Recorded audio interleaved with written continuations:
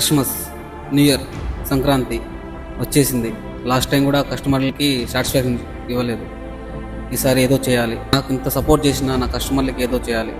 తప్పకుండా ఏదో ఒకటి చేయాలి.